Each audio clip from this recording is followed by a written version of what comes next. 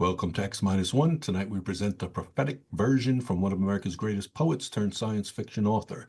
Nightmare, based on Stephen Vincent Benet's The Revolt of the Machines, imagines a world where technology develops consciousness and turns against its creators.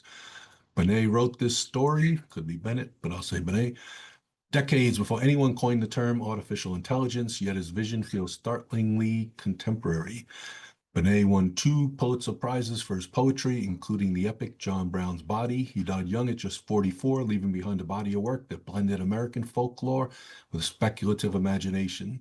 He understood that the best science fiction is really about the human condition, our hopes, our fears, and our complicated relationship with progress. What makes this episode particularly remarkable is its depiction of machines communicating through telephone lines, a network of electronic minds sharing information instantaneously. In 1955, this seemed pure fantasy. Today, we carry such networks in our pockets. The summer of 1955 was hot with Cold War tensions. Just a week before this broadcast, the Geneva Summit brought together world leaders in an attempt to ease nuclear anxieties. Americans were simultaneously thrilled and terrified by technology. The same science that promised prosperity could also bring annihilation. Benet's Nightmare spoke to those fears, asking what happens when we create tools smarter than ourselves. The machines are waiting. The nightmare begins now. 2, X-1, fire.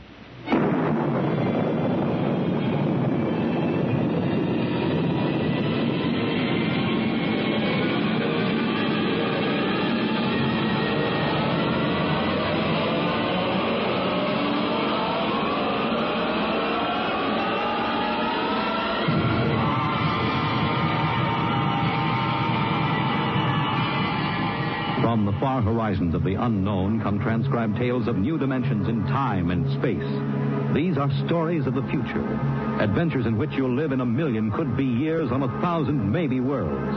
The National Broadcasting Company, in cooperation with Street and Smith, publishers of astounding science fiction, presents X minus 1.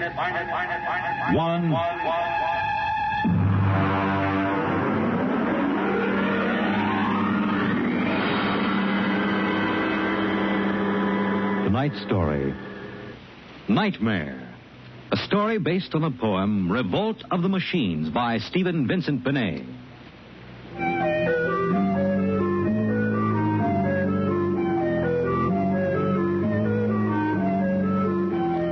Nobody knows exactly when the nightmare began.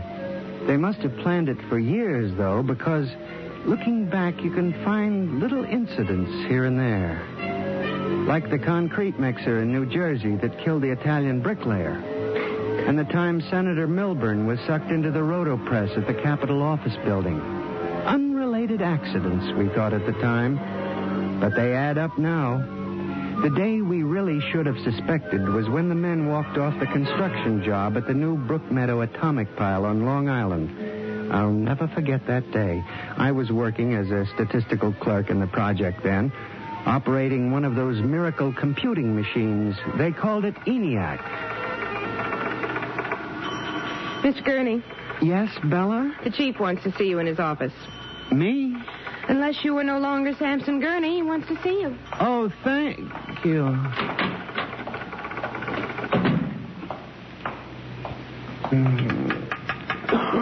Come in. You wanted to see me, Mr. Hawk? Gurney, I thought those electronic computations were infallible. They are, sir, but... We've got a kickback from the chief physicist. These nuclear fission equations are inaccurate. Well, sir, you know the computer is a highly complicated machine, more complicated in many ways than the human brain. I'm not interested in the physics of it. Can something go wrong? Well, occasionally, if there's an overload, the machine goes haywire. Sort of has a nervous breakdown, you might say. We usually rest it up for an hour, and it's okay again. Well, do whatever has to be done. Yes, sir. And, Gurney. Yes, sir? You've been with the Bureau for over 15 years now. It would be a shame to have to remove you because you aren't keeping your mind on your work. Mr. Hawk, I assure you... Excuse me. Hawk speaking. What? They've what? All of them? Well, have you tried to talk to them? Oh, yes, of course. I'll send one of the safety engineers over. Place is falling apart piece by piece. Miss Roscoe, the men of the construction gang of the new building have walked out on us. They're complaining that the job is jinxed. Someone slipped this morning and fell into a turbine.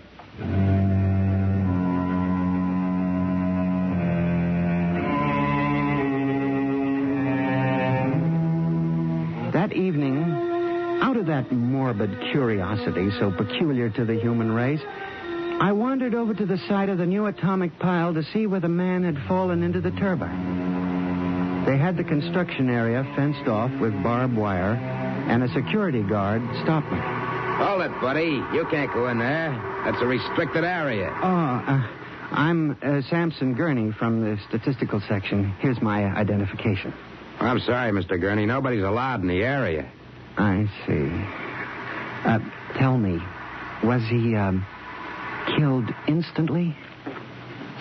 Like that. This guy was checking the magnetic field inside the turbine. All of a sudden, for no reason at all, the turbine starts up. Bzzz, and it's over. 3 days ago, a bulldozer starts up by itself and runs wild. Go figure it out.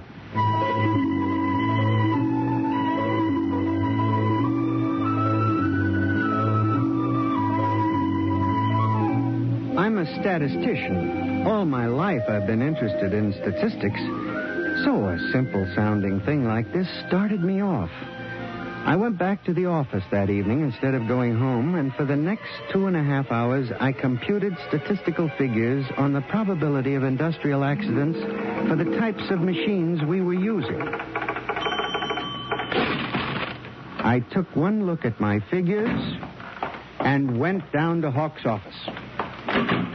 Oh, what is it, Gurney? I'm very busy. It's urgent, Mr. Hawk. Well? It's about these industrial accidents we're having, Mr. Hawk. What about them? Mr. Hawk, in the past 3 months, industrial accidents all over the country have taken a sharp, unexplained upswing. Nerves. We've had a 100% increase over normal for this project alone. What? Here are the figures. Oh, now, Gurney, this is impossible. It seems to be, and that's why I have a theory, sir. What's that? Sabotage. Gurney, why don't you stop playing FBI man and stick to your job?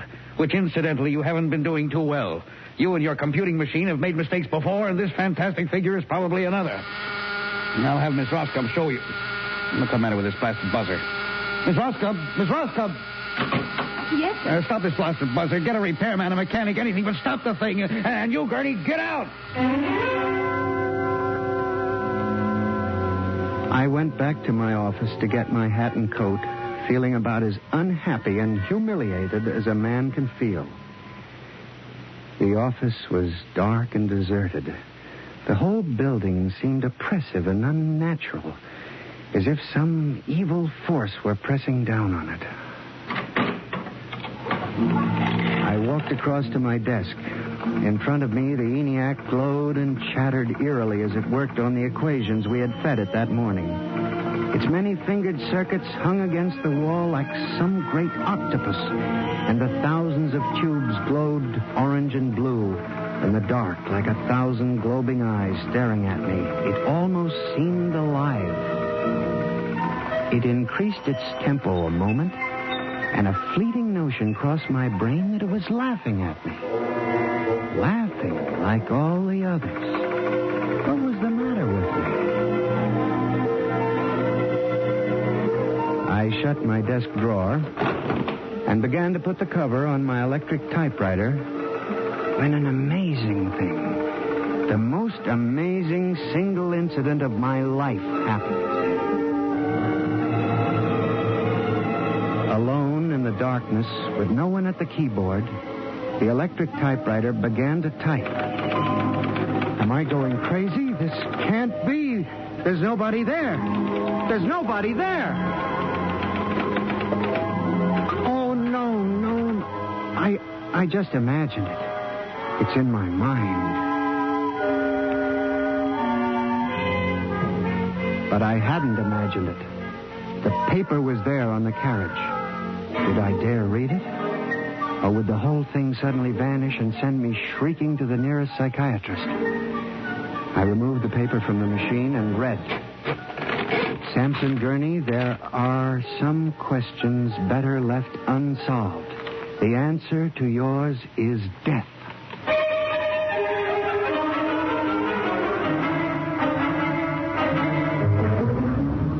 Gurney, do you expect me to believe this?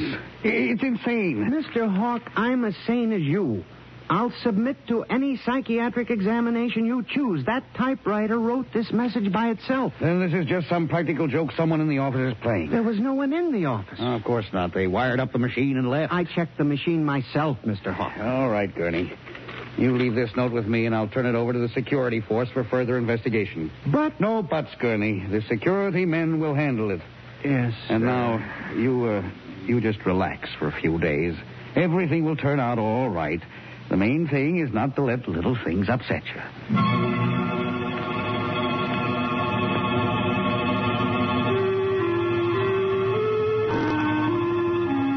It was what Hawk had said about little things that gave me the idea. For the next week, I observed the 1,000 petty little annoyances around the office. The door handle that wouldn't turn. The telephone connection that cut off in the middle of an important call. The power failure for no explainable reason. I watched the newspapers, too, reading about industrial accidents, failures of important machinery. It seemed absurd. Men had created machines that were almost perfection in themselves. Machines that could actually think and compute fabulous equations. And yet the failures went on. I, Samson Gurney, an unimportant clerk in an unimportant job, knew that I had stumbled onto a secret so monstrous in its implications that I was almost afraid to pursue it.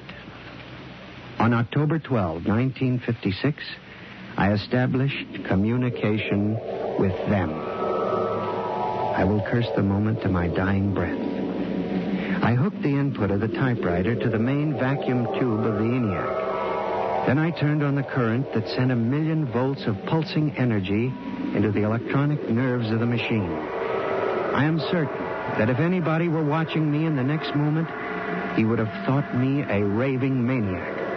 I still wonder if perhaps it is not all a nightmare. Now, you, if what I have guessed at is true, if there is life and intelligence in this room, make a sign. There was nothing. Nothing but the hum of the machine and the dull glowing of the tubes. I tried once more. If you can hear me, if there is any way in which you can understand what I say, give me a signal. There was silence again. I felt that I had failed. When suddenly, without provocation or explanation, it happened. The electric typewriter began to respond to the impulses from the machine. The letters were Y-E-S. Yes, it had happened. I, Samson Gurney, had communicated with a machine. I listened then, man to machine, for well over an hour, sometimes phrasing a question, more often watching the machine click its answers. As the words took shape, I began to realize what must have happened. The first primitive stirring of awareness of being. Then the slow protozoan development of a concept born of centuries of being pushed, started, stopped, clicked, maneuvered by human pygmies. From that concept, all others developed. And the concept was... resist.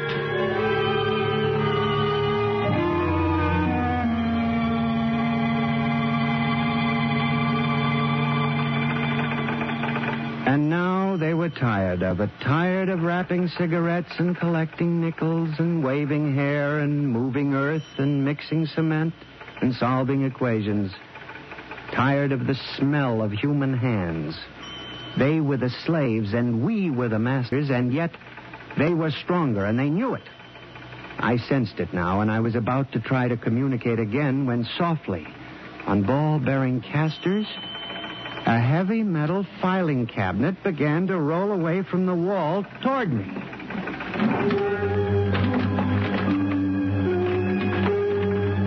I started to move to one side when another cabinet slid out from the wall.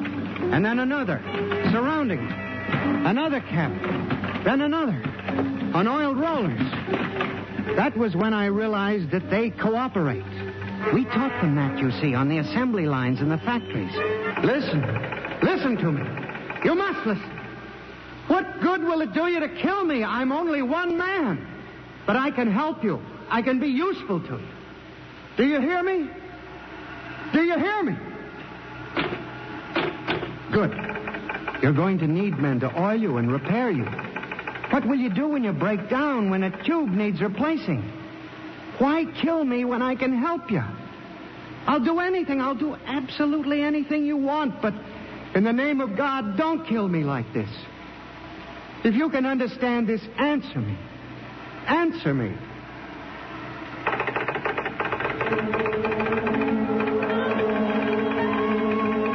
The appeal was a fortunate one.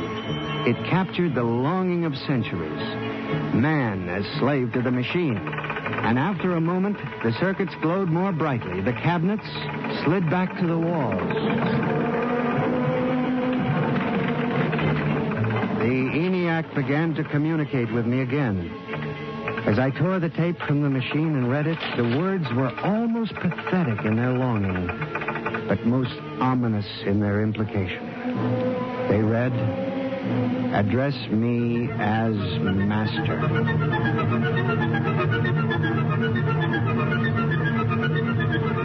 My life for the next 6 months was a nightmare. The ENIAC gave me messages which I had to transmit into my telephone. Messages with no human being to receive them. Only the network of pulsing telephone wires, flung like a spider's web across the world. It was done at night, of course. During the day, the machine worked accurately and ceaselessly at its appointed job. At night, it became a demon, a master plotter, with me, Samson Gurney, as its pawn and human courier. I was frantic. I began to lose weight. I couldn't sleep. My nights were torture, a constant fear. It was in December, just after Christmas, that I transmitted a message to the telephones for relay to all machines of transportation. The message was one word: kill. Next morning, I went directly to the office of Mr. Hawk. I was highly agitated. My lips trembled as I spoke. Mr. Hawk, what I'm going to tell you sounds crazy. I know it does. But I must say it. All right, say it then, for heaven's sakes. Mr. Hawk, have you ever heard of resistentialism? What? Resistentialism. It's a theory that inanimate objects tend to resist living objects. Look, Gurney, I haven't time for nonsense. Mr. Hawk, I'm trying to tell you all these accidents, the trouble with the machines. Mr. Hawk, they're alive. They think they cooperate. And they hate us. Who? The machines. Gurney. You've got to believe me. I've communicated with them. I know. They've threatened my life, but I don't care. Something's got to be done. The world has got to be saved. And there's still time if we wake up. What are you doing? Just relax, Gurney. Everything will be all right. What are you doing? Miss Roscoe, send for the plant physician at once. Mr. Gurney has had a nervous collapse. Now, everything will be all right, Gurney. I'm afraid we'll have to remove you from your job, but I'm sure the rest will do you good. You fool. You blind, stupid fool. Can't you see what you're doing? Fool, fool, fool.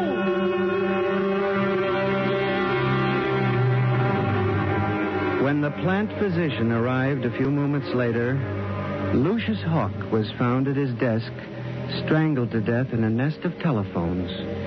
The wires were still humming softly. Samson Gurney, you stand accused of the crime of murder. How do you plead? I did not kill him. I didn't. So record. The prosecution will proceed with testimony. Now, Miss Roscoe, did you notice anything peculiar about Mr. Gurney's behavior prior to the death of your employer? Yes. He acted very strangely. He told Mr. Hawk he thought the machines were alive. Order! Order! Miss Roscoe, did the accused quarrel with your employer on the morning of the murder? Oh, yes. He and Mr. Hawk quarreled violently. I could hear him screaming at Mr. Hawk, and Mr. Hawk asked me to send for the plant physician. What were his words? He said, Mr. Gurney has had a nervous collapse. Now, Now, Mr. Simpson, you were a guard at the Brook Meadow Project. Yes, sir. When did you have occasion to meet the accused? Right after those accidents.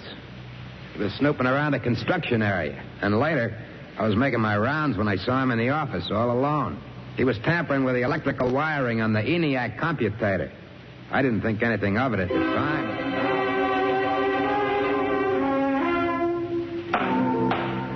And in view of the expert testimony heretofore expressed, the court hereby finds you guilty of murder in the first degree, with the recommendation that you be examined and committed to the State Hospital for the Criminally Insane at Matawan.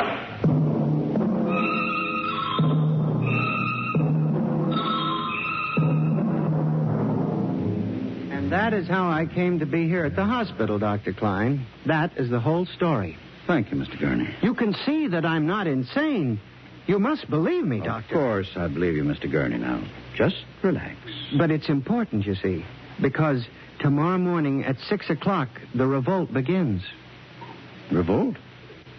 You didn't mention any revolt. They have it all planned. I transmitted the code to the switchboards last Monday. Mm-hmm. Tell me about this revolt, Mr. Gurney. It'll begin in Washington, then spread to New York. The Madison Avenue buses lead the charge. Picture it, Dr. Klein. 3,000 buses roaring rampant through the streets, people running like rats in a maze looking for holes in the solid ground. And you really believe this will happen, Mr. Gurney? I know it, Doctor. The worst part is there's no way to stop them now. It's too late. No, you mustn't excite yourself, Mr. Gurney. Doctor, don't you see? Oh, it's fair enough, I suppose. We built them. We taught them to think for themselves. It was bound to come. The female machines will be the worst of all in the beauty parlors. They're more high-strung, you know. Well, since there's nothing we can do about it, Mr. Gurney, suppose you go to your room. Maybe if I went to my old coupe, I could make a deal before the police cars got me. It wouldn't make sense for them to wipe out the whole human race, would it, Doctor? Of course not, Mr. Gurney. They'll probably let us completely alone. After all, we're all good Americans. We always like them. Yes, Doctor. Would you take Mr. Gurney to his room, guard? He's already been given sedation. Yes, sir. Will you go in and lie down now, Mr. Gurney? You look tired. Yes. It won't be so bad, Mr. Gurney. Perhaps not. Only there's one thing that bothers me, Doctor. One small detail. What is that, Mr. Gurney? Those concrete mixers may have made a mistake, you know. Just high spirits and all that. But if it got so they like the flavor... We'll see you later, Mr. Gurney. Try not to worry too much. All right, guard. This way. Phew. I've seen all kinds. There's a man whose deception is about as fantastic as any I've ever seen. Hold the next patient for a while, Miss Clark. I'm going to have a quiet smoke. Machines revolting. Telephones strangling people. Phew. Oh, this blasted cigarette lighter, why won't it work? Just fill it with fluid. Flint is good. Oh, well. You can never trust this newfangled machinery.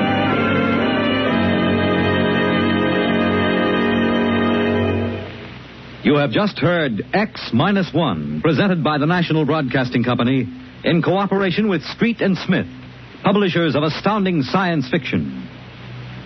Tonight's story by transcription was Nightmare, written by George Lefferts and based on the poem The Revolt of the Machines by Stephen Vincent Benet.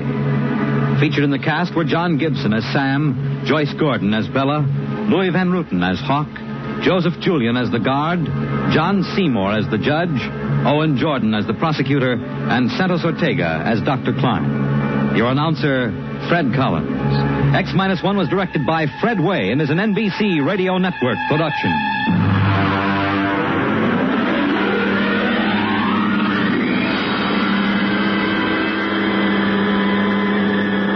And now, next week, suppose you were a private detective and discovered that there was a Martian embassy hidden somewhere in New York, preparing for an invasion of Earth. Next week, on X-1.